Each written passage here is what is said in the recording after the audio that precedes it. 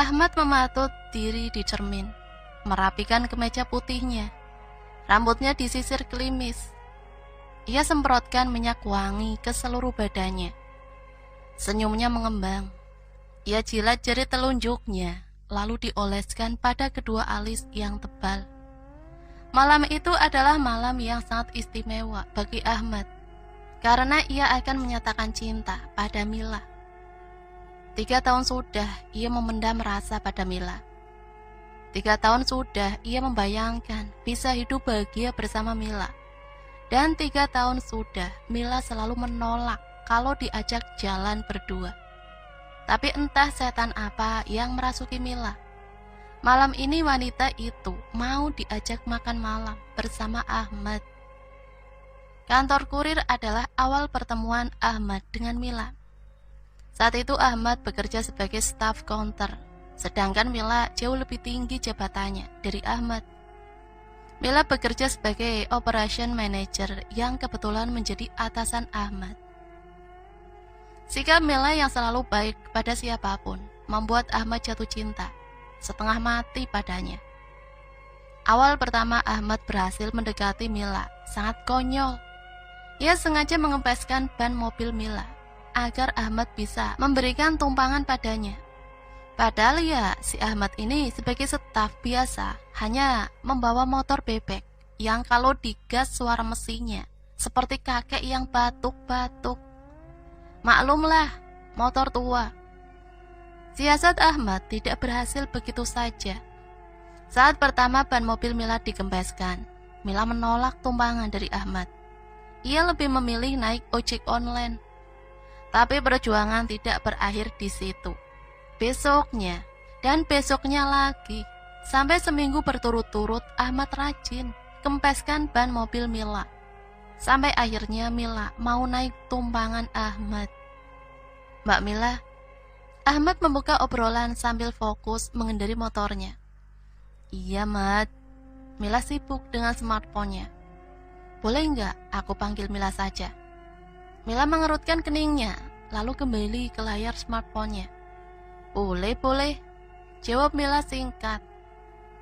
Boleh juga nggak aku follow sosial media kamu? Mila mematikan layar smartphone dan memandangi Ahmad dari belakang. Keningnya berkerut. Dalam hatinya ia bergumam, ini orang kenapa sih? Boleh, tapi fokus aja dulu bawa motornya. Nanti kalau nabrak, kita nggak bisa saling follow di sosial media loh. Semakin berbunga-bunga saja hati Ahmad. Siap Mila. Tapi tiba-tiba ia malah menghentikan laju motor tuanya. Mengeluarkan smartphone yang layarnya sudah retak, seperti habis dibawa perang dunia 2. Mila heran kenapa Ahmad berhenti.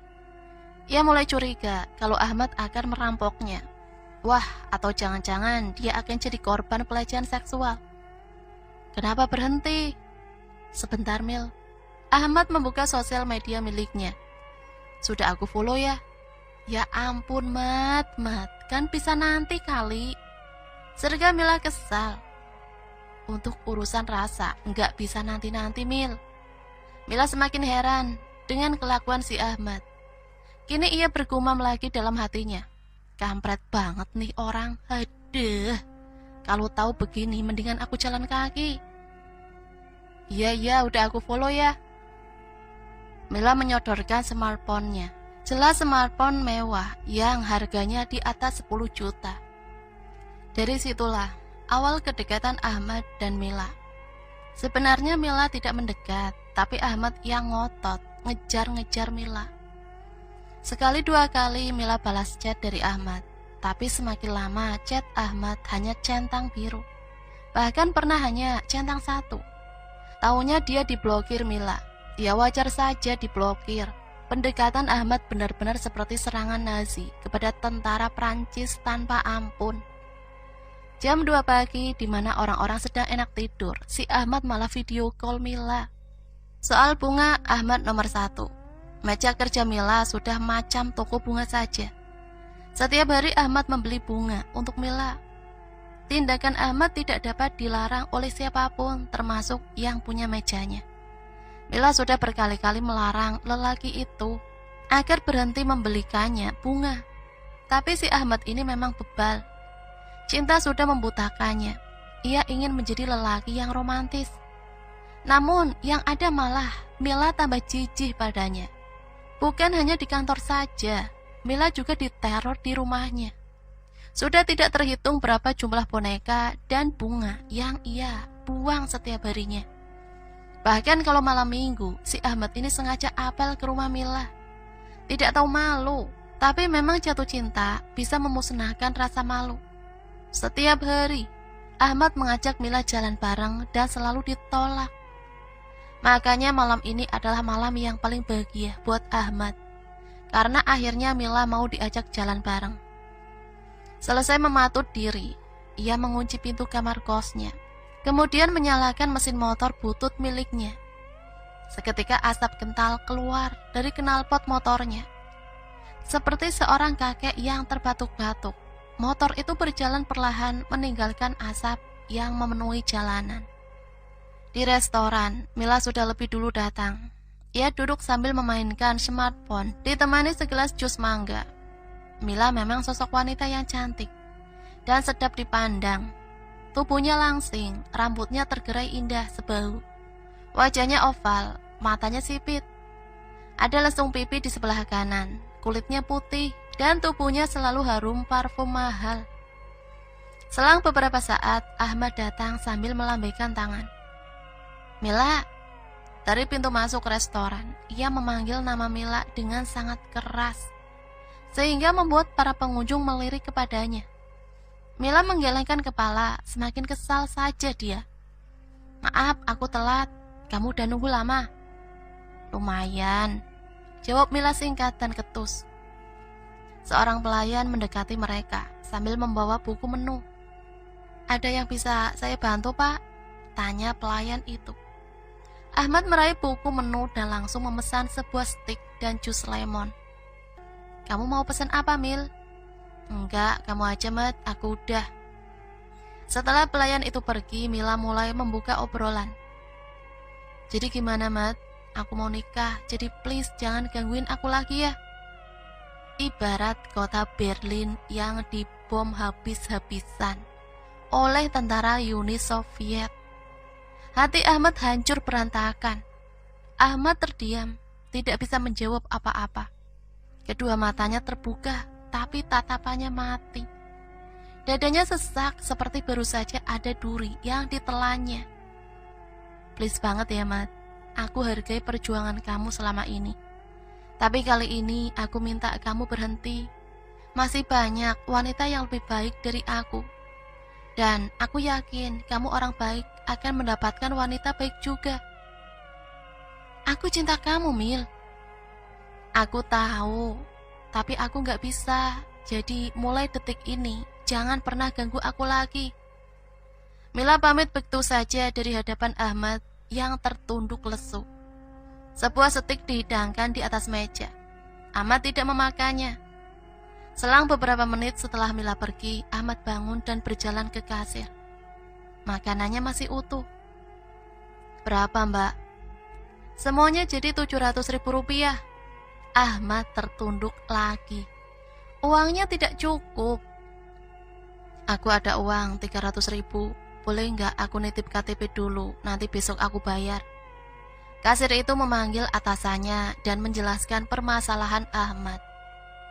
Iya, Pak, tinggalin aja KTP-nya, kata seorang laki-laki sambil tersenyum ramah. Di jalan pulang, Ahmad melamun. Ia masih tidak menyangka kalau Mila akan secepat itu menikah. Ia bahkan tidak pernah tahu kalau Mila punya pacar. Motor bututnya melaju dengan kecepatan normal. Tapi tiba-tiba saja seekor kucing hitam melintas di hadapannya. Sontak saja Ahmad terkejut dan membanting motornya ke arah kanan, lalu terjebur ke dalam sungai yang hitam, bau dan kotor. Dengan panik Ahmad berenang ke tepian, kemudian duduk di pinggir sungai yang bau itu. Ia mendongak ke langit sambil menangis. Nasibnya sudah jatuh tertimpa tangga. Ahmad kehilangan pekerjaannya. Ia dipecat lantaran tidak masuk kerja selama seminggu berturut-turut tanpa kabar. Ia mengurung diri di dalam kamar kosnya. Badannya semakin kurus. Garis tulang rusuknya terlihat jelas. Setiap malam ia begadang dan menangis sendiri di kamar mandi. Kamarnya berantakan. Foto-foto Mila masih menempel pada dinding kamarnya. Spray kasur bergambarkan wajah Mila sudah tidak ia cuci selama seminggu, sehingga menimbulkan bau apek yang menjijikkan. Sarung bantal yang juga bergambar wajah Mila sudah penuh dengan garis-garis bekas ilernya. Kamarnya pengap, bau, dan remang. Bukan 1 atau 2 kali Ahmad mencoba untuk bunuh diri, tapi nyalinya belum sanggup melakukan itu. Selalu gagal dan selalu takut. Ia teringat hal-hal indah selama berjuang mendekati Mila. Ia juga teringat wajah cantiknya Mila. Kemudian ia menangis lagi. Ahmad duduk di tepi tempat tidurnya. Ia hanya mengenakan celana kolor. Badannya tidak terurus. Kukunya hitam, rambutnya acak-acakan, bau keringat. Entah sudah berapa hari ia tidak mandi. Tiba-tiba handphonenya berbunyi. Sebuah telepon dari Tatang, sahabatnya. "Boy, masih galau kamu?" "Iya, Tang." "Ya elah, udah sih cari yang lain masih banyak, Mat." "Gak tahu nih, perasaan aku ke dia dalam banget." "Kamu mending pulang dulu, kita cari solusinya," saran Tatang. "Aku mau mati aja, Tang." "Kalau kamu mati, terus kamu gentayangan di rumah si Mila. Tiap hari kamu bakal lihat kemesraan Mila sama suaminya. Terus galau lagi. Kamu mau jadi setan galau? Udah jadi setan, mana bisa bunuh diri lagi coba. Pasti kamu bakal kesiksa, bro." "Iya juga sih," timpal Ahmad begitu lesu. "Mending kamu balik dulu aja. Udah lama juga kamu gak pulang kampung." "Iya deh, besok aku balik. Lagian aku juga udah gak punya kerjaan lagi di Jakarta." "Kamu resign?" "Dipecat, Tang." "Kenapa?" "Aku bolos seminggu." "Ya elah, bego banget sih kamu. Pasti gara-gara galau kamu ini nih." "Iya." Besoknya Ahmad berkemas. Mungkin saja ia tidak akan pernah datang lagi ke Jakarta. Ahmad terus menempuh perjalanan 5 jam menuju kampung halamannya. Secara tidak sengaja di dalam bus, ia bersebelahan dengan seorang laki-laki parubaya yang mengenakan jaket hitam. Ia berdehem lalu berbahasa basi kepada Ahmad. "Kamu kelihatannya sedang sedih sekali, nak." Tiba-tiba lelaki itu membuka obrolan. Ahmad menoleh sesaat. Ia tidak menjawab, hanya tersenyum tipis. "Biasanya, kalau anak muda sepertimu sedang kayak gini, ya pasti urusannya cinta." Ahmad tetap terdiam. "Memang, Mila itu wanita cantik," lanjut lelaki parubaya di sampingnya. Ahmad seketika terkejut, bukan kepalang. Dari mana lelaki itu tahu tentang Mila? "Bapak tahu Mila dari mana?" Bus yang mereka tumpangi melintas jalan rusak, sehingga bergoyang-goyang. Ahmad berpegangan ke kursi di depannya, sambil terus menatap lelaki misterius di sampingnya. "Begini, Abah punya pelet jitu, dan kalau kamu mau, silakan datang saja ke kampung Situ Gede. Abah tinggal di sana." Ahmad mengerutkan keningnya. "Panggil saja aku Abah Kuir." Abah Kuir memberhentikan laju bus. Ia sudah tiba di tujuannya. "Aku turun di sini." Abah belum menjawab. Dari mana Abah tahu tentang Mila? "Bukan hanya sekedar tahu, tapi aku bisa membuatnya jatuh cinta kepadamu, Ahmad." Belum terjawab satu pertanyaan. Kini Ahmad semakin dibuat kebingungan. Dari mana Abah Kuir tahu kalau namanya adalah Ahmad? "Jadi gitu, Tang." Ahmad menceritakan pertemuannya dengan Abah Kuir. "Sakti sekali Abah Kuir itu." Tatang berdecak kagum. "Apa aku datangin dia aja ya?" "Coba saja, siapa tahu ada solusinya." Tatang mencomot pisang goreng dan memakannya. Pagi itu Ahmad berkunjung ke rumah Tatang. Mereka duduk di meja bangku rotan di beranda rumah Tatang. "Antar aku, Tang, Kapan? Besok. Kalau Abah Kuwir ngasih kamu ilmu pelet, emang kamu mau? Tanya Tatang. Ahmad bergeming. Apa boleh buat? Aku masih cinta sama Mila. Ahmad meraih segelas air dan meminumnya. Pokoknya Mila harus jadi milik aku. Keesokan harinya berangkatlah mereka berdua ke kampung Situ Gede menggunakan mobil milik Tatang. Di perjalanan mereka sempat nyasar lantaran sulit menemukan lokasi kampung Situ Gede. Beberapa kali mereka menanyakan keberadaan kampung itu kepada orang-orang di pinggir jalan. Setiap orang yang ditanyai, mereka hanya dikasih tahu agar tetap jalan lurus saja ke arah barat. Tidak terasa malam pun jatuh. Mereka berdua akhirnya tiba di kampung Situ Gede. Kampungnya sepi, tidak ada lalu lalang orang di jalan. Lampu-lampu rumah warga menyala, tapi tidak satu orang pun yang bisa Ahmad temui di beranda rumah mereka. Mobil yang mereka kendarai melintas jalan berlubang. Cahaya lampu mobilnya berayun-ayun. Senyum Ahmad mengembang saat melihat seorang lelaki melintas di hadapan mobilnya. Segera Tatang menginjak rem. Pak, maaf, mau tanya. Rumahnya Abah Kuwir di mana ya? Oh, Abah Kuwir, itu di sana, kata lelaki kurus itu. Ia mengenakan kaos putih dengan sarung yang diselempang. Oke, terima kasih banyak, Pak, kata Ahmad.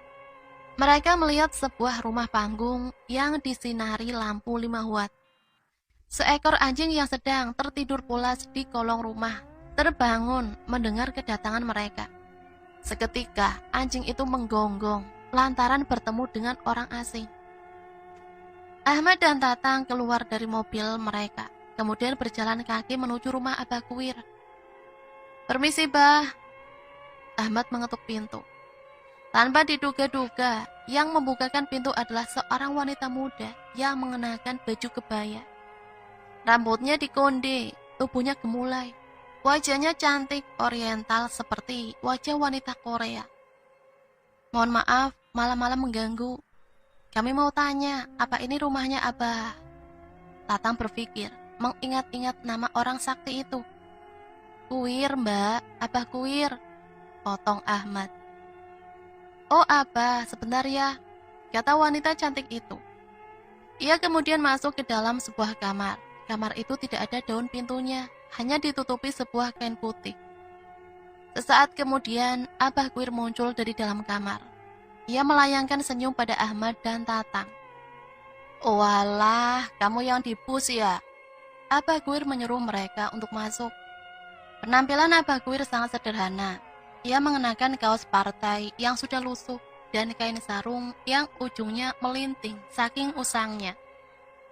Ruang tamu Abah Kuwir kosong melompong, tidak ada perabotan apapun. Ahmad hanya melihat sebuah golok yang berukuran sekitar 1 meter. Dibungkus dengan kain putih, terpajang pada dinding bilik. Abah Kuwir menggelar tikar pandan, kemudian menyuguhkan seteko air putih. Jadi, maksud kedatangan saya ke sini, Ahmad langsung ke topik pembicaraan. Abah tahu, lagi-lagi Abah Kuwir memotongnya.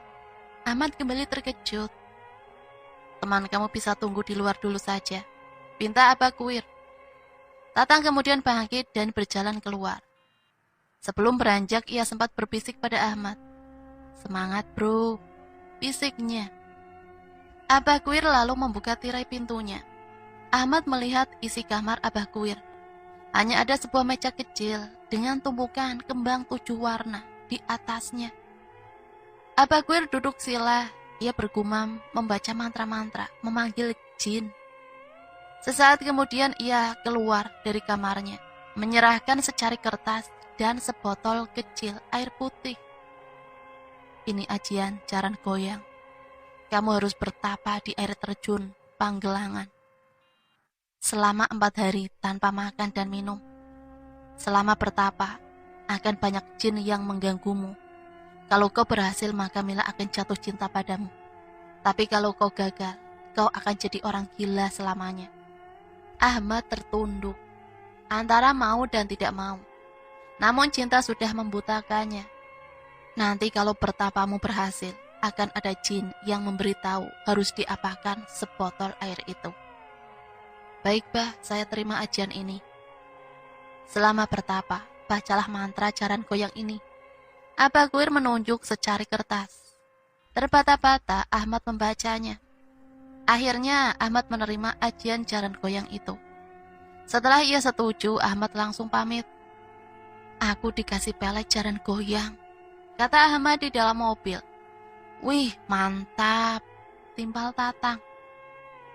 Oh iya, kamu lihat gak sih cewek cantik di rumah Abah Kuir yang ngebukain kita pintu? Ahmad mengerutkan dahinya. Iya, anjir, kemana cewek itu ya? Tadi pas tirai pintunya dibuka, aku gak lihat siapa-siapa di kamar Abah Kuir. Padahal jelas-jelas kita lihat cewek itu masuk ke dalam kamar. Serius kamu, Mat? Iya. Merinding aku. Tatang mengusap pundaknya. Air terjun Panggelangan adalah sebuah tempat yang dianjurkan Abah Kuir untuk Ahmad bertapa ilmu jaran goyang. Lokasi air terjun Panggelangan sangat jauh, terisolasi dari jangkauan manusia. Sebenarnya dari segi wilayah, air terjun Panggelangan masih bagian dari kampung Situ Gede.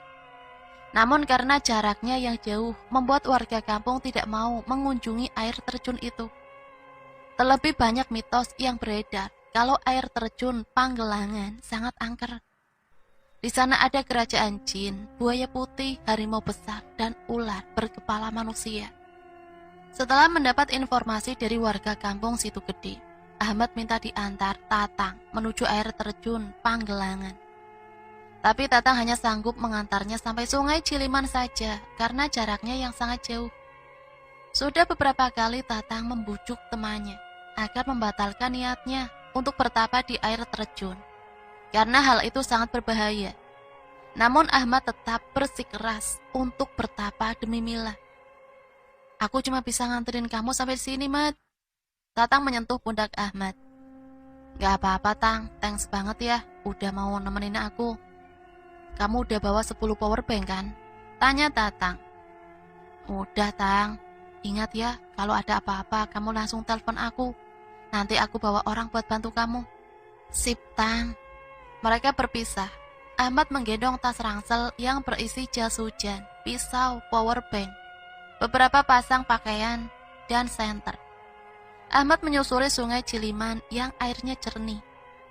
Sejauh mata memandang, di sekelilingnya hanya ada hamparan sawah dan saung-saung milik petani. Sepatu yang ia gunakan penuh oleh bercak lumpur, karena medan yang ia tempuh becek. Kata warga, Ahmad harus menyusuri Sungai Ciliman sampai ke hulu. Dan satu lagi, kata warga kampung, kalau di perjalanan ada yang manggil atau ngikutin dari belakang, jangan pernah nengok. Kalau Ahmad nengok, dia bisa mati. Sudah banyak cerita yang beredar kalau Sungai Ciliman itu banyak setannya. Hari semakin sore, kabut yang berasal dari perbukitan mulai menyelimuti jalan setapak yang Ahmad lintasi. Aliran sungai terlihat membentang, sangat panjang di hadapan Ahmad. Ia berhenti merogoh senter dari tas hitamnya. Beberapa kali Ahmad membenturkan senter itu ke telapak tangannya karena tidak mau menyala. Setelah dibenturkan beberapa kali, akhirnya senter itu menyala. Ahmad kembali melanjutkan perjalanan. Langit semakin menguning, kabut semakin tebal. Angin berhembus tipis tapi dingin sekali. Ahmad, tiba-tiba dari belakang, ia mendengar suara Mila memanggil namanya. Ahmad berhenti. Ia ingat kata warga kampung Situ Gede, jangan pernah menoleh ke belakang kalau ada yang manggil, sebab itu pasti setan. Ahmad, mau kemana? Jelas itu suara Mila. Ia kembali melanjutkan langkahnya. Ia berusaha sekuat hati agar tidak menoleh ke belakang. Kemudian ia mendengar suara langkah kaki mengikutinya dari belakang. Tapi Ahmad tetap berjalan tanpa menoleh dari belakang. Parfum Mila menguar tiba-tiba. Ahmad sangat kenal aroma parfum mahal itu. Namun, ia yakin yang mengikutinya di belakang bukanlah Mila. "Ahmad, main yuk." Ajak suara yang menyerupai Mila sambil terus mengikuti dari belakang. Namun ia tetap tidak menoleh dan malah mempercepat langkahnya. Perjalanan masih jauh, sangat jauh. Ahmad terus diikuti sosok yang menyerupai Mila. Dan tepat di atas kepala Ahmad melayang sesosok kuntilanak mengikutinya. Ahmad tahu itu, tapi pandangannya tetap lurus ke depan. Ia tidak mau mati di sini. Godaan setan tidak sampai di situ. Ada hal yang lebih aneh lagi di hadapan Ahmad.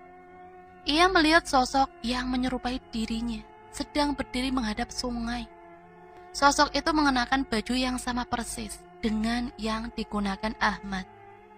Seketika Ahmad tertunduk saat melewati sosok itu. Suara jangkrik bersaut-sautan dengan suara katak. Ahmad mempercepat langkahnya. Ia melirik jam tangan, sudah jam 11 malam. Langkahnya tidak boleh berhenti karena sosok wanita yang menyerupai Mila terus mengikutinya dari belakang. Ia bahkan dapat mendengar dengan jelas gemericik langkah kaki menginjak tanah becek. Tidak sekalipun Ahmad menoleh ke belakang. Pandangannya tetap lurus ke depan. Sudah tidak ada persawahan, sejauh mata memandang hanya hamparan rumput ilalang yang rimbun dan lebat.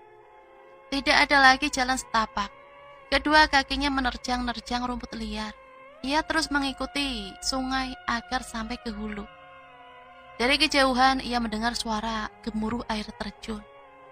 Segera Ahmad berlari kecil menghampiri air terjun itu. Ia mendongak memperhatikan air terjun yang menjulang tinggi.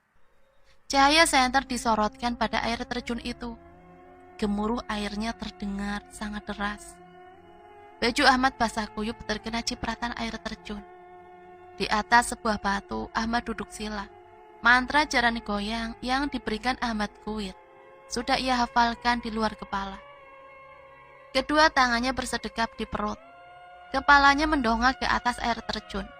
Bibirnya merapalkan mantra jaran goyang sambil membayangkan wajah Mila. Sepanjang hari, sepanjang malam, Ahmad bertapa tanpa minum dan makan di bawah air terjun itu. Ia digoda oleh setan penghuni air terjun. Terkadang selama bertapa, ada yang meniup kupingnya. Ada yang memanggil namanya. Suara itu mirip Tatang. Dan terkadang ada juga yang mirip dengan Mila.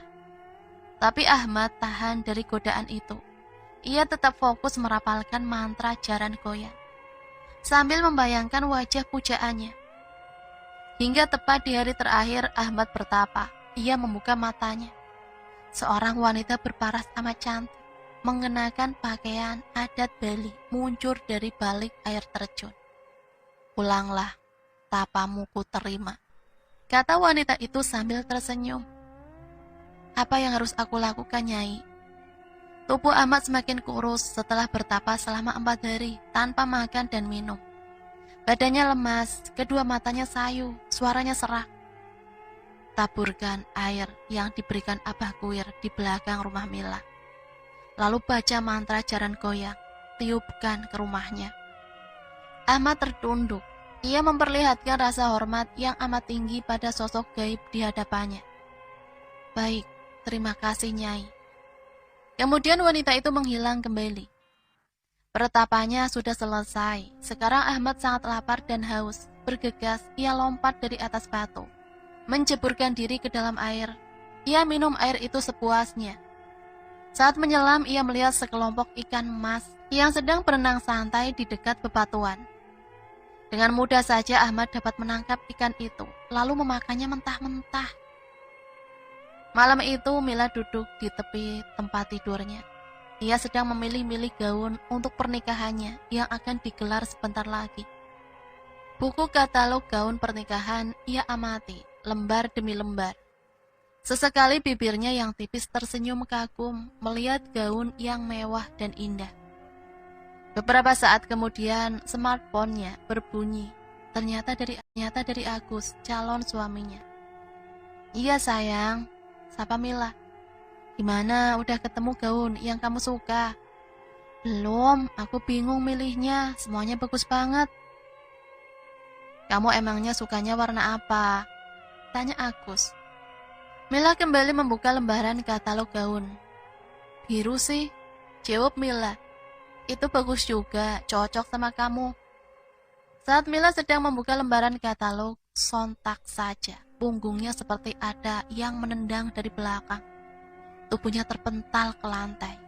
Ia tidak bisa berteriak saking sesaknya. Hantaman dari punggungnya sangat terasa sampai ke dada. Ia tidak tahu apa yang terjadi kepadanya. Ingin ia berteriak, meminta tolong, tapi lidahnya keluh. Tidak sepatah kata pun dapat ia ucapkan. Sementara itu, di belakang rumah Mila, Ahmad sedang menaburkan air pemberian Abah Tatang. Bibirnya bergetar, melafalkan mantra jaran goyang. Ahmad meniupkannya ke arah rumah Mila. Seketika Mila berteriak kesakitan, matanya melotot ke atas. Kedua tangannya memegangi leher, seolah sedang tercekik sesuatu. Kakinya bergerak-gerak tidak karuan.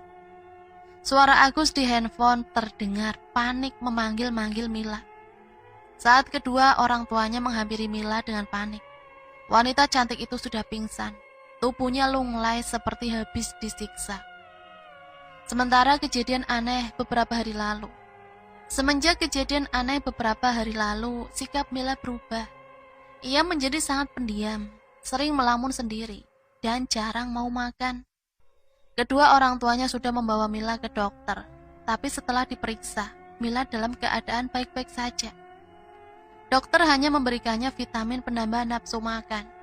Kepada ibunya, Mila bercerita kalau ia pernah bermimpi didatangi perempuan cantik, berpakaian adat Bali.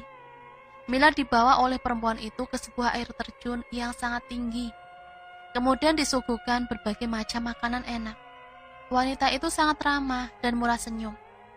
Bukan hanya sekali mimpi itu datang dalam tidur Mila. Sudah 3 kali Mila bermimpi hal yang sama. Setiap menjelang maghrib, tubuh Mila mendadak panas dingin. Wajahnya pucat. Keringat bercucuran dari tubuhnya. Setiap tidur ia juga sering mengigau. Pernah suatu ketika ibunya mendengar Mila mengigau dengan memanggil-manggil nama Ahmad. Bila sudah seperti itu, Satirah, ibunya Mira, pasti membangunkan anaknya. Sekitar jam 2 pagi, Satirah terbangun karena mendengar suara Mila sedang bernyanyi. Ia membangunkan suaminya. Sayangnya lelaki itu susah sekali dibangunkan. Beranjaklah Satirah dari tempat tidurnya dan berjalan menuju kamar Mira. Pintu kamar Mila tidak dikunci, bahkan terbuka sedikit sehingga Satirah bisa mengintip dari celah pintu. Satirah melihat Mila sedang duduk menghadap ke jendela. Juga ada seorang wanita berpakaian adat Bali sedang menyisiri rambut Mila. Satirah terkejut melihatnya. Ia menutup mulut dengan telapak tangan. Kemudian berlari kembali ke kamarnya untuk membangunkan suaminya.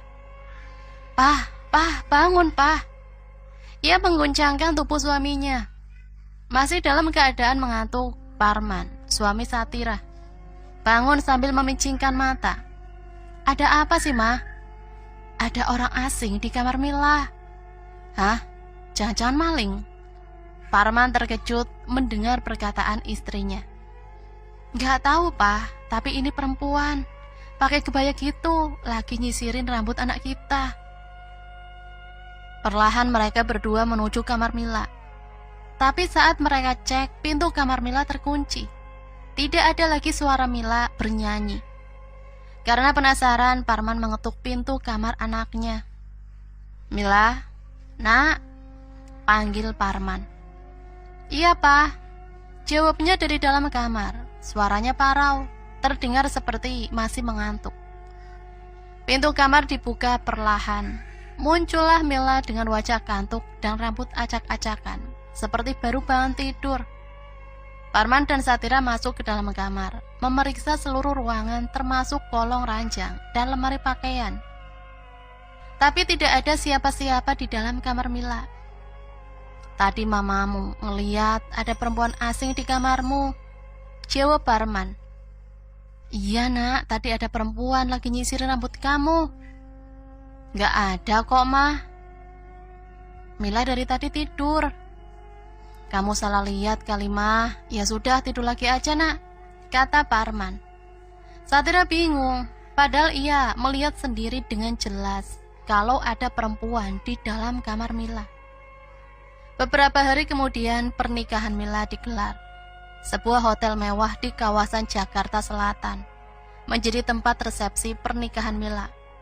Dekorasi ballroom sangat indah dan megah, bernuansa adat Jawa. Tamu berpakaian batik memadati ruangan. Tidak sabar ingin menyaksikan ijab kabul dari mempelai pria. Wedding orkestra sudah siap menyanyikan lagu-lagu romantis pernikahan. Cahaya lampu gemerlap menghiasi ruangan. Juga bunga warna-warni ditata rapi menghiasi panggung pengantin. Pernikahan yang sangat mewah dan megah itu menghabiskan biaya ratusan juta. Maklum, Agus adalah seorang pengusaha sukses, jadi dia ingin pesta pernikahannya dihelat semegah mungkin. Musik orkestra dimainkan. Suara saksofon melengking-lengking terdengar syahdu. Datanglah Mila mengenakan gaun pengantin berwarna putih, berjalan anggun sambil tersenyum, didampingi ayah dan ibunya. Sedangkan di belakangnya para wanita cantik berpakaian putih mengawal sambil membawa bunga. Juga ada 3 anak kecil yang imut-imut ikut mengawal Mila dari belakang. Gaun pengantin Mila tergerai ke lantai, memanjang hingga 2 meter. Aku sudah menunggunya di meja ijab kabul. Ia terkesima melihat kecantikan Mila. Alunan musik berhenti saat Mila duduk di sebelah Agus. Seorang penghulu tersenyum ramah kepada kedua mempelai. Penghulu bertanya pada bapaknya Mila, apakah bersedia kalau ia diwakilkan untuk menikahkan Mila. Parman mengangguk. Sudah siap nak Agus? Ya pak. Sebuah mikrofon didekatkan ke penghulu. Tangan Agus dijabat erat. Wahai Agus bin Darmain, aku nikahkan dan kawinkan engkau kepada Mila binti Parman dengan emas kawin 30 gram emas dan seperangkat alat sholat dibayar tunai. Saya terima nikah dan kawinnya Mila binti Parman dengan mas kawin. Tiba-tiba Mila berteriak kencang. Suasana berubah mencekam. Kedua tangannya memegangi kepala. Bola matanya putih semua. Semua orang dalam ruangan panik melihat Mila mengamuk. Gaun pengantinnya acak-acakan, make up-nya pudar. 2 orang memegangi lengan Mila, tapi semuanya terpental. Entah apa yang terjadi. Tiba-tiba saja tubuh Mila sangat kuat dan tidak bisa ditahan oleh siapapun. Ia bahkan menyerang penghulu, hingga pipi penghulu berdarah karena dicakar kuku Mila. Batalkan pernikahan ini, teriak Mila sambil terus mencakar wajah penghulu. Ia meraih sebuah vas bunga dan membenturkannya tepat di kepala penghulu. Darah segar seketika mengucur dari kepalanya. Semua orang berteriak panik, lalu berhambur keluar ruangan. Bapak penghulu terkapar pingsan akibat benturan itu. Mila mendongak lalu menuju ke atas. Tepat di ujung ruangan terlihat sesosok wanita melayang di atas sambil tersenyum ke arah Mila. Wanita itu mengenakan pakaian adat Bali. Semua orang ketakutan melihat penampakan sosok makhluk itu di siang bolong. Pernikahan yang tadinya hikmat kini berubah mencekam. Semua tamu kabur ketakutan, sementara penghulu terkapar berlumur darah. Setelah mengamuk, Mila dibawa ke rumah sakit. Selama 3 hari ia tidak sadarkan diri. Ketika sadar, ia bersikeras ingin pernikahannya dibatalkan. Alasannya sederhana, ia tidak lagi mencintai Agus. Walau pihak keluarga sudah membujuk Mila habis-habisan, tapi keputusan Mila sudah bulat. Kalau ia tidak mau pernikahannya dilanjutkan. Semenjak kejadian mencekam di acara pernikahannya, Mila jatuh sakit. Sudah 2 minggu ia dirawat. Badannya semakin kurus. Ia bahkan tidak bisa bangun dari tempat tidurnya. Di minggu ketiga Mila sakit, ia mengigau dengan memanggil-manggil nama Ahmad. Saat bangun Mila menangis, ingin dijenguk oleh lelaki bernama Ahmad. Kedua orang tuanya bingung lantaran tidak tahu siapa lelaki itu. Mila minta diambilkan smartphone-nya. Kemudian ia mengirim messenger pada Ahmad, mengabarkan kalau dia sedang sakit. Di kampung, Ahmad sedang bersantai sambil memakan pisang goreng hangat di beranda rumahnya. Seekor burung kacar yang dipajang di depan rumahnya berkicau merdu. Sesekali Ahmad bersiul menimpali kicauan burungnya. Asia, ibunya Ahmad, muncul dari dalam rumah sambil membawa sebotol air dingin dan menyuguhkannya pada Ahmad. Kalau kamu di rumah terus, ibu nyaman, nak. Jadi ada yang nemenin setiap hari. Bapak akan udah gak ada, dan kamu anak ibu satu-satunya. Saran ibu sih, cari kerjaan di kampung saja. Asia duduk di samping Ahmad. Aku kerja apa ya, Bu? Bertani saja, nak. Sawah dan ladang warisan mendiang bapakmu kan banyak. Selama ini yang urus orang lain saja. Barangkali kalau kamu yang urus, hasilnya akan lebih bagus. Asia tersenyum pada anaknya. Ahmad mengangguk.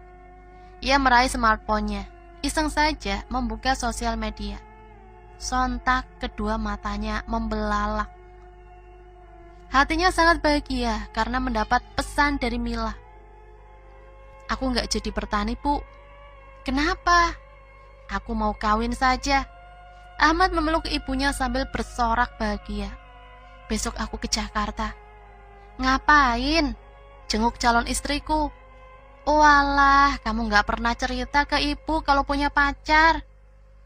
Doakan ya, Bu.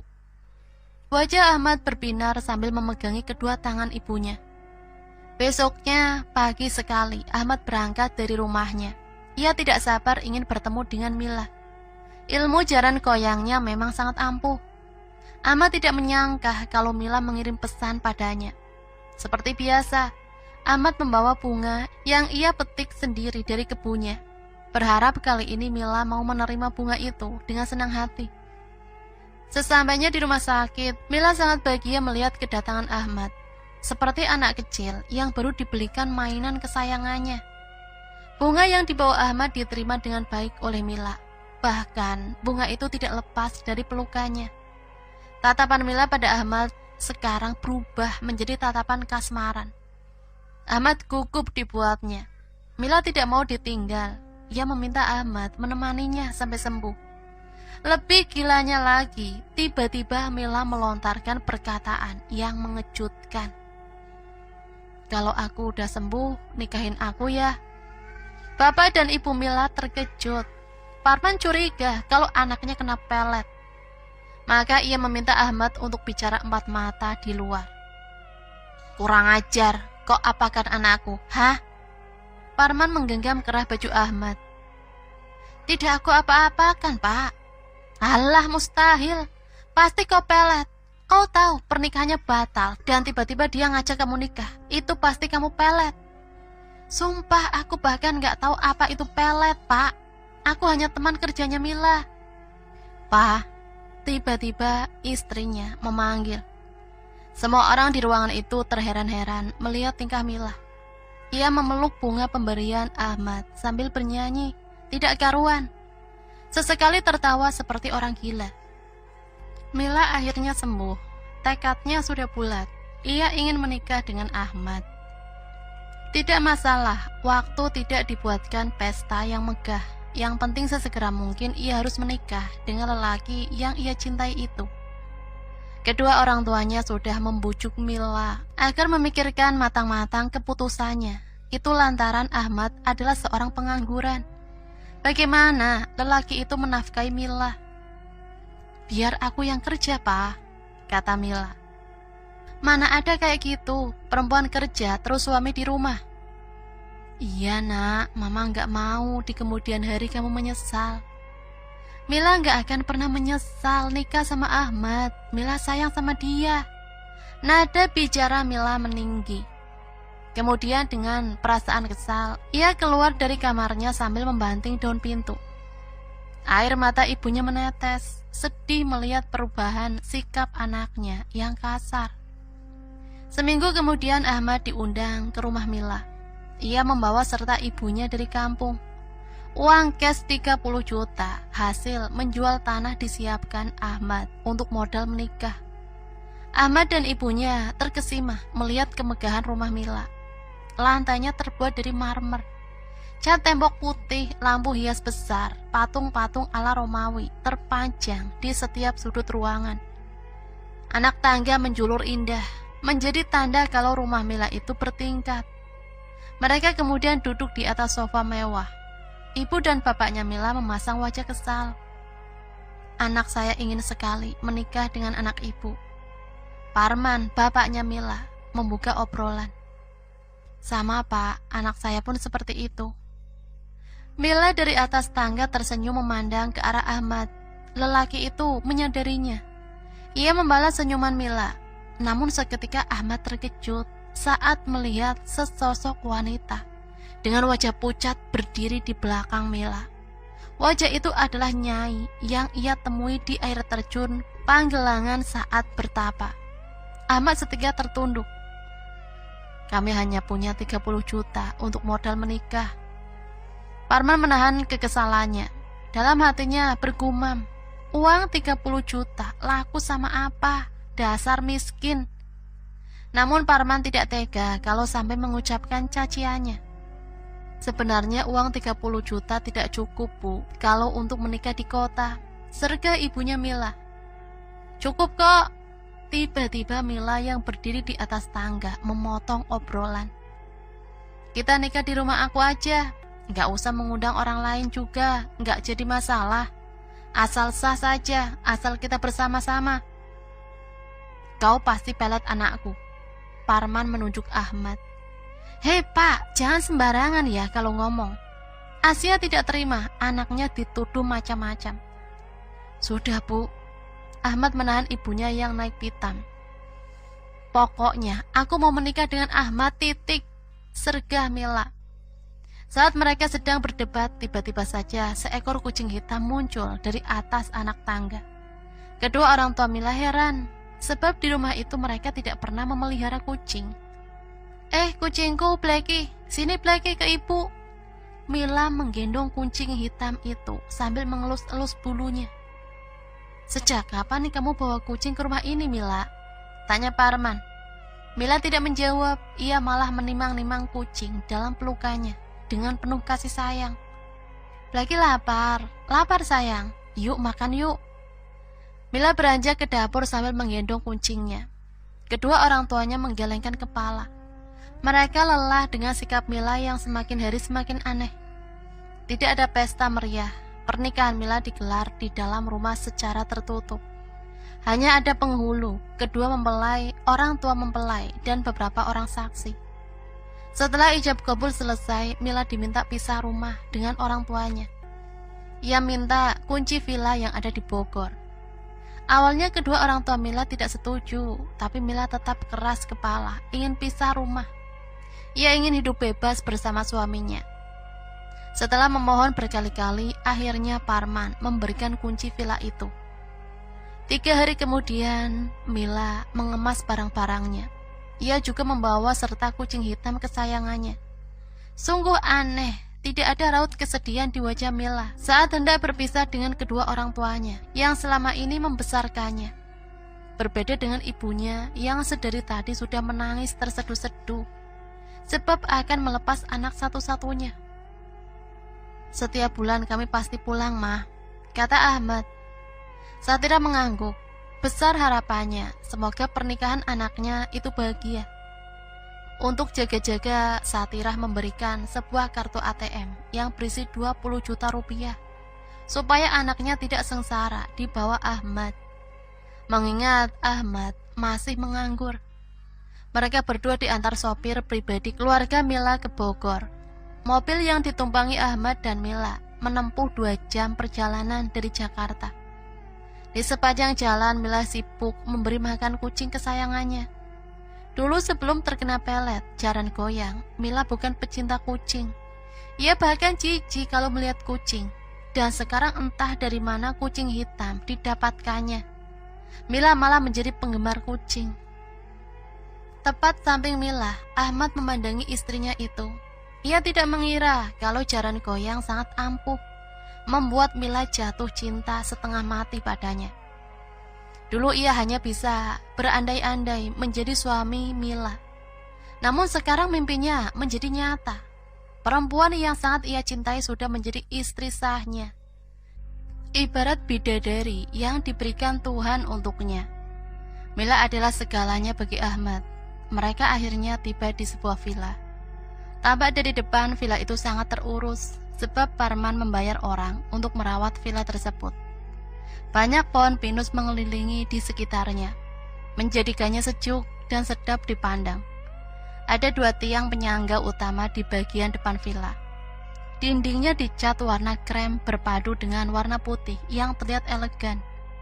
Di depan halaman tumbuh rumput hias yang membentuk taman kecil. Juga ada sebuah patung anak kecil berpakaian Romawi terpajang di tengah halaman. Ahmad membuka pintu. Seketika ia terkesima dengan apa yang dilihatnya. Perabotannya lengkap, ada sofa, lemari, televisi, tempat tidur mewah.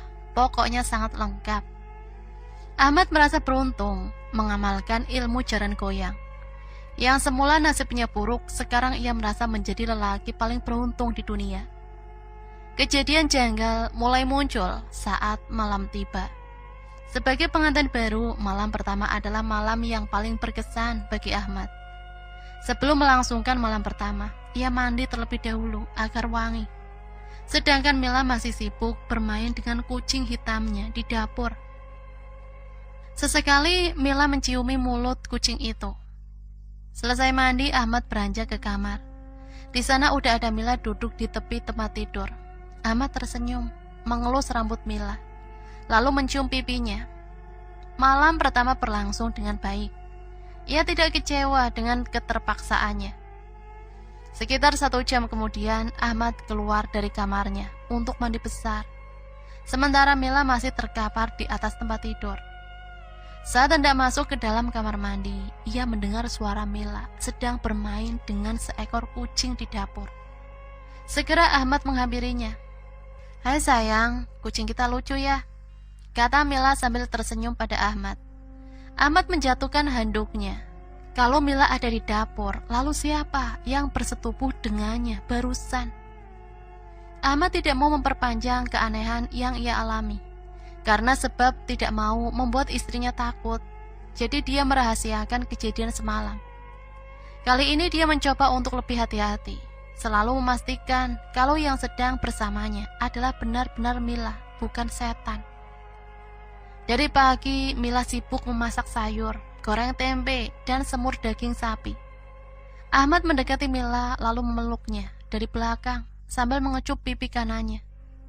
Sesaat kemudian terdengar seseorang mengetuk pintu. "Tuh ada tamu," ujar Mila. Bergegas Ahmad membukakan pintu. Terlihat seorang lelaki parubaya mengenakan kaos coklat dan celana panjang hitam berdiri di hadapannya. "Maaf mas, nama saya Pak Budi. Saya yang suka jagain villa ini. Mau kasih tahu aja kalau ada kerusakan atau atap bocor, mas bisa hubungin saya ya," ujarnya. "Oh iya, mari masuk dulu. Kebetulan istri saya sedang masak banyak. Nanti kita makan bareng." Pak Budi dengan senang hati menerima tawaran Ahmad. Ia dipersilahkan duduk di atas sofa. Segelas air putih disuguhkan. "Nama saya Ahmad, Pak. Saya tinggal sama istri di sini. Kami baru 1 malam di villa ini. Saya senang villa ini ada yang isi, jadinya saya ada teman ngobrol nantinya." Ahmad tertawa sambil mengangguk. "Oh iya, Pak Budi tinggal di mana?" "Pak Parman kebetulan membuatkan saya sebuah pos kecil yang bisa saya tempati. Gak jauh dari sini, sekitar 2 kilometer. Sayang, makanannya udah siap nih," panggil Mila dari dapur. "Mari Pak makan sama-sama," ajak Ahmad.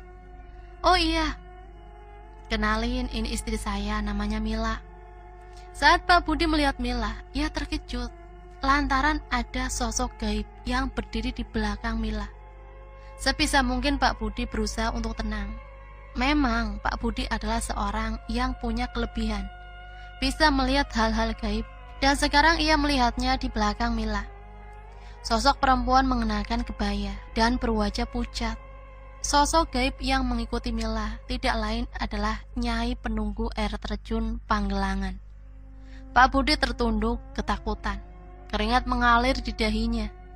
Ia duduk di kursi makan dengan wajah tegang. Bagaimana tidak, sosok gaib itu malah terus memperhatikan Pak Budi. "Ayo Pak, silakan." Setelah semuanya dihidangkan, Ahmad mempersilahkan Pak Budi untuk makan. Secantong nasi dan sedikit sayur diambil Pak Budi. Kemudian makan dengan terburu-buru. "Pelan-pelan saja Pak," canda Ahmad sambil tertawa. Pak Budi tidak sanggup berlama-lama di sana. Tidak sampai 20 menit, Pak Budi menyelesaikan makanannya.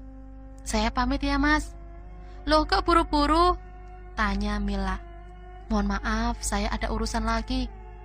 "Iya, ditambah lagi saja nasinya Pak," ujar Ahmad. "Saya sudah kenyang Mas." Tanpa basa-basi lagi, Pak Budi bangkit dari duduknya untuk pamit. Ahmad mengantarnya sampai pintu.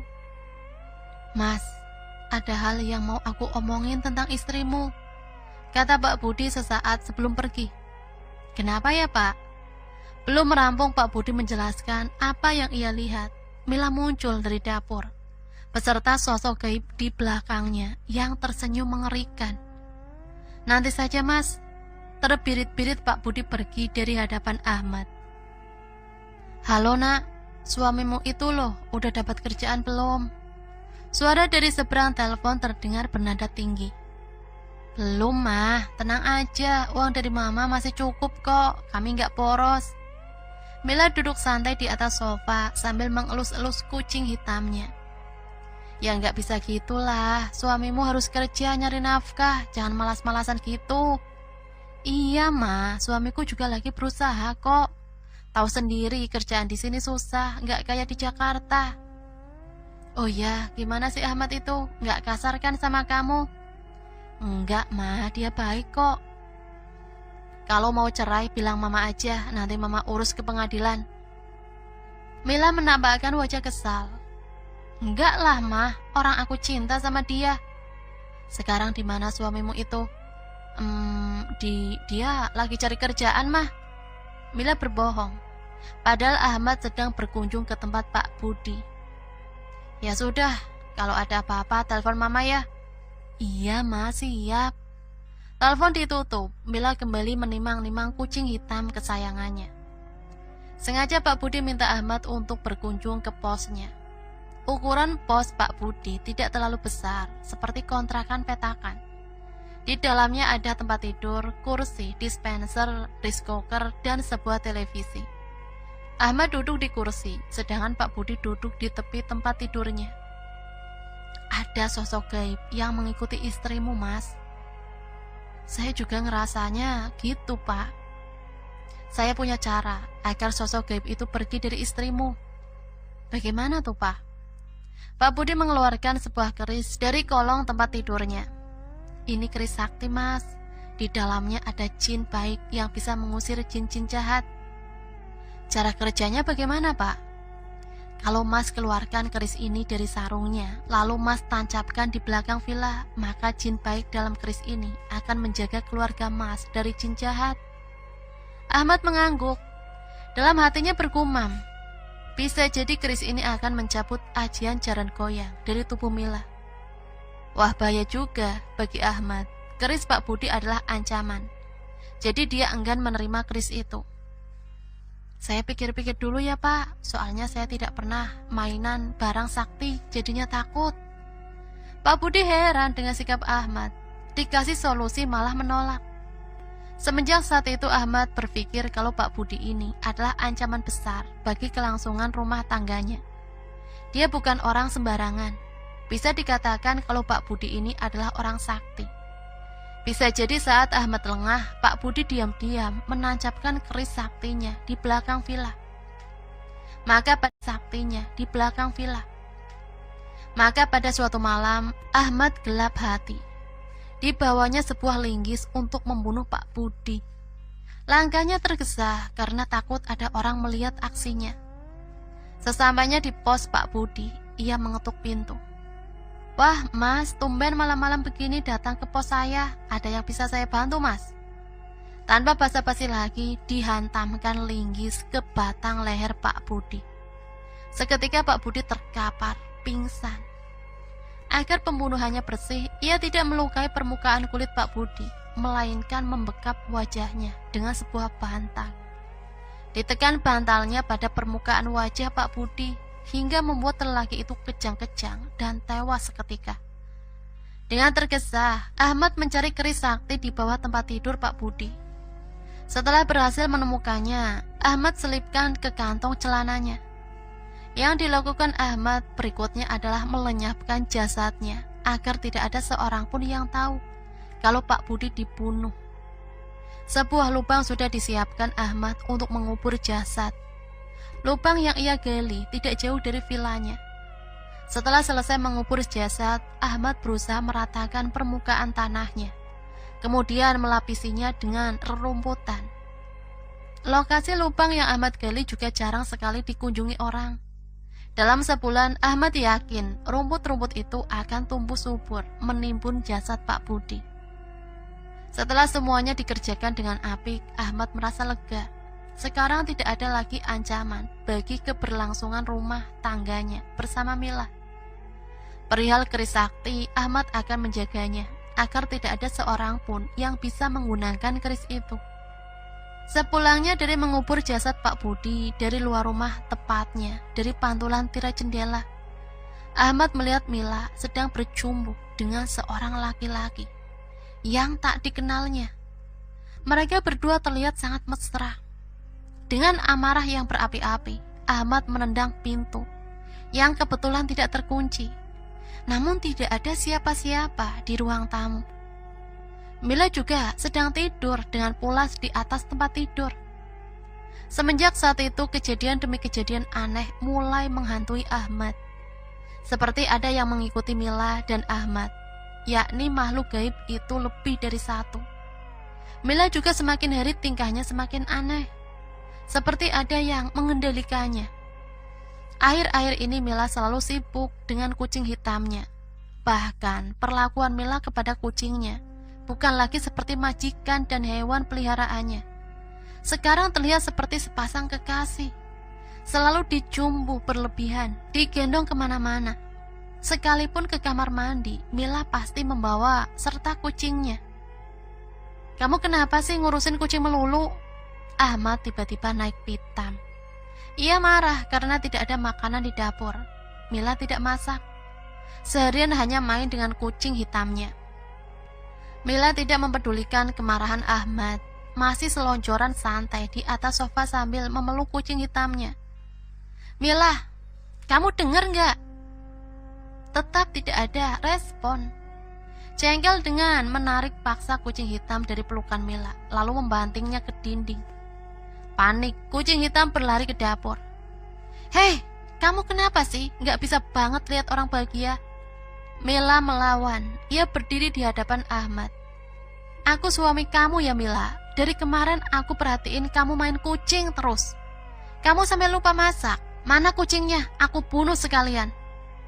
"Jangan sayang, kumohon jangan. Aku sayang banget sama kucing itu." Mila menangis sambil memegangi lengan kanan Ahmad. Baru pertama kali Ahmad melihat istrinya menangis. Luluh juga hatinya.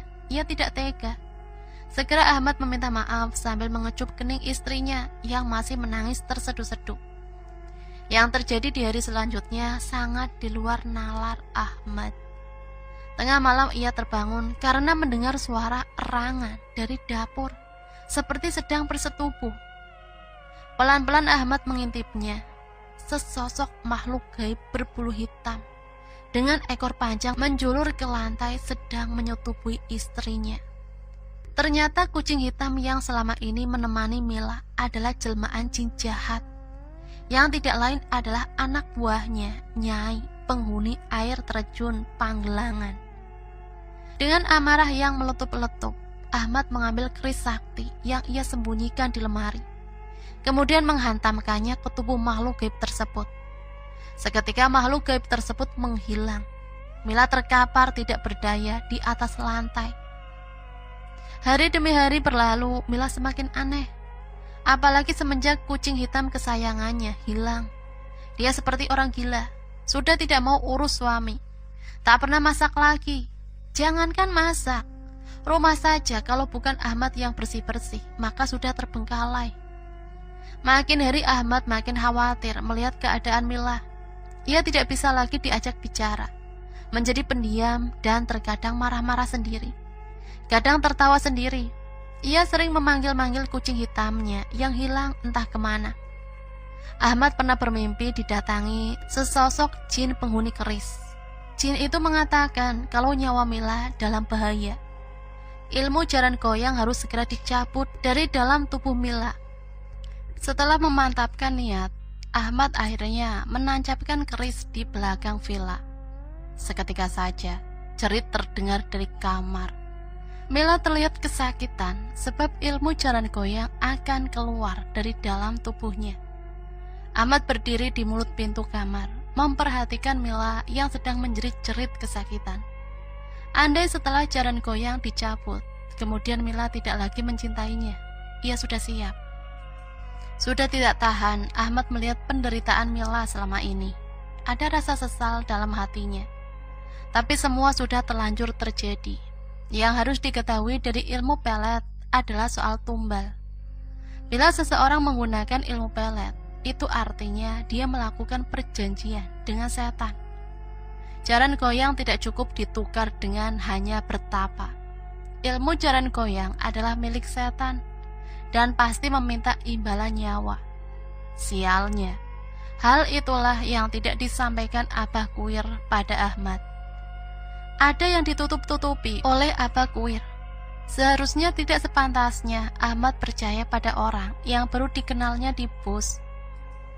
Apalagi menawarkan ajaran setan yang bisa berujung tragis. Tanpa Ahmad ketahui, sebenarnya Abah Kuir sedang dalam proses menyempurnakan ilmu hitamnya. Guru besarnya adalah setan yang tinggal di Gunung Kawi, sebuah gunung tempat pesugihan dan ilmu kebatinan. Syarat terakhir yang harus Abah Kuir lakukan adalah mencari murid yang ingin mempelajari ilmu jaran goyang.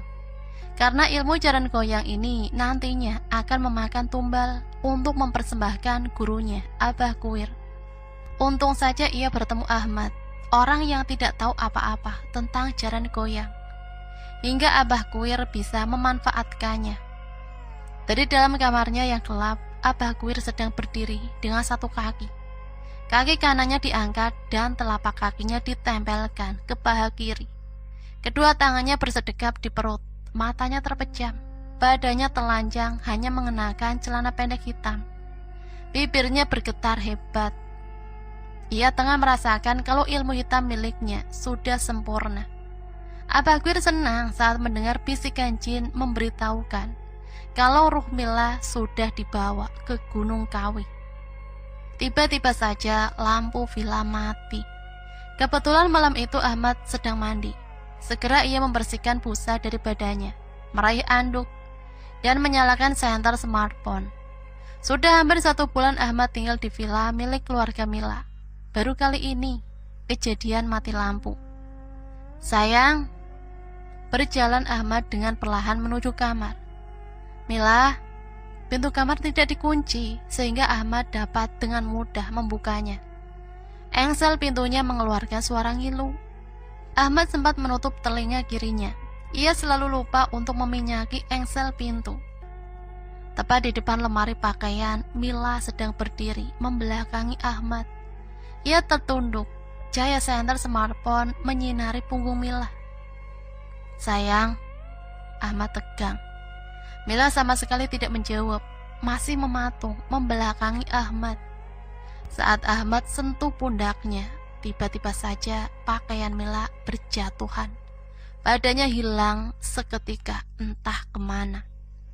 Rupanya kekuatan keris sakti itu bisa mengalahkan kesaktian jaran goyang. Ilmu hitam itu tetap meminta tumbal. Memang sudah semestinya. Barang siapa yang meminta bantuan setan, maka akan terjerumus pada kesesatan dan penyesalan. Dan sekarang jasad wanita pujaan Ahmad hilang seketika.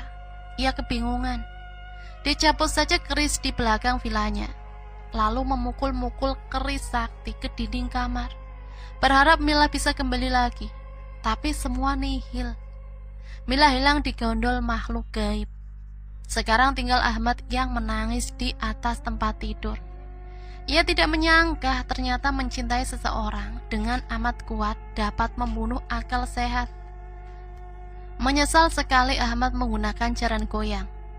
Ya, Abah Kuir. Ahmad harus menemui lelaki tua yang mengajari jaran goyang. Pikir Ahmad, dialah satu-satunya lelaki yang bisa memberikannya petunjuk. Ahmad berani melakukan apapun demi menyelamatkan Mila. Smartphone Mila berdering. Iya, Ma. Ahmad mencoba untuk tenang. Mila mana? Oh, dia udah tidur, Ma. Coba bangunkan, Mama mau ngomong. Duh, kasihan, Ma. Saya nggak tega kalau membangunkannya. Kayaknya dia kelelahan. Oh ya sudah, besok pagi Mama akan telepon lagi. Mama kangen sama Mila. Iya, Ma. Nanti Ahmad sampaikan ke Mila. Jantung Ahmad berdebar hebat. Tidak terbayang kalau sampai ibunya Mila tahu bahwa Mila hilang. Ahmad pasti dituntut. Malam itu juga Ahmad harus mendatangi Abah Kuir untuk meminta petunjuk tentang keberadaan Mila. Setibanya di rumah Abah Kuir, Ahmad tidak menjumpai siapapun di dalam rumah panggung itu. Kata penduduk kampung, sudah 1 minggu Abah Kuir pergi entah kemana. Hal seperti ini sudah biasa. Abah Kuir sebagai dukun sakti sudah bepergian selama berhari-hari, tanpa seorang pun yang tahu ia pergi kemana. Dengan perasaan kesal, Ahmad mendobrak pintu rumah Abah Kuir. Ia menggeledah seluruh ruangan rumah. Ditemukan kertas mencurigakan berserak di atas lantai bambu. Di atas kertas ada sebuah nama yang ditulis dengan darah. Entah darah apa. Nama itu tidak lain adalah Mila. Ahmad meraih lembaran kertas lain. Di sana tertulis Tumbal Gunung Kawi. Ia tidak mengerti apa sebenarnya yang sedang terjadi. Apa hubungannya Mila dengan Tumbal Gunung Kawi? Nasib naas menimpa Ahmad. Kasus pembunuhan Pak Budi terbongkar. Ia menjadi tersangka dan terbukti bersalah. Selain itu, kedua orang tua Mila menuntut atas kehilangan Mila. Mereka menuduh kalau Mila juga dibunuh oleh Ahmad. Atas tuduhan itu, ia diseret ke meja hijau. Sebenarnya belum ada bukti kalau Ahmad bersalah atas hilangnya Mila. Berkali-kali Ahmad mengikuti sidang kasus Mila. Selama menjalani persidangan, Ahmad ditahan dalam penjara yang penghuninya sangat padat.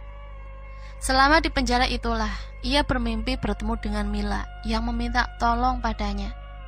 Dalam mimpinya, Ahmad melihat Mila menjadi budak setan di Gunung Kawi. Hal itu sudah disampaikannya saat persidangan, tapi mereka menganggap kalau Ahmad sedang mengada-ngada.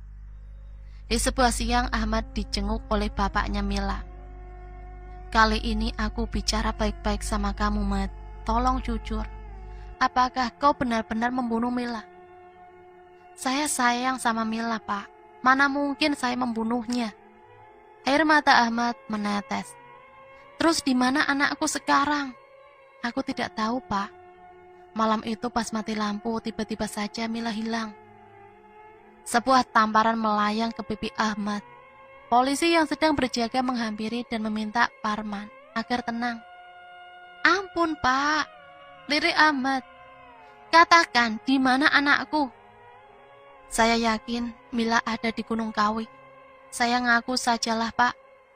Dulu saya menggunakan pelet jaran goyang agar Mila mau sama saya. Kurang ajar.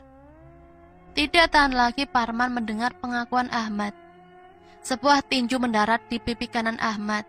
Ia terjungkal dari kursinya. 3 polisi yang sedang bertugas di ruang jenguk panik melihat kejadian barusan. Mereka langsung mengamankan Ahmad ke dalam selnya. Beberapa bulan kemudian kasus Mila ditutup. Tidak ada bukti yang kuat kalau Ahmad melakukan pembunuhan terhadap Mila. Tapi ia tetap dijatuhi hukuman penjara untuk kasus pembunuhan Pak Budi. Mila dinyatakan sebagai orang hilang dan pihak kepolisian terus berusaha melakukan pencarian. Sementara Ahmad hampir setiap malam didatangi Mila dalam mimpinya. Istrinya itu terus-terusan meminta tolong agar dibebaskan dari perbudakan setan Gunung Kawi. Nah, itulah akhir cerita Jaran Goyang. Sampai di sini Mimin pamit undur diri. Mohon maaf apabila banyak salah kata. Akhirul kalam, wassalamualaikum warahmatullahi wabarakatuh.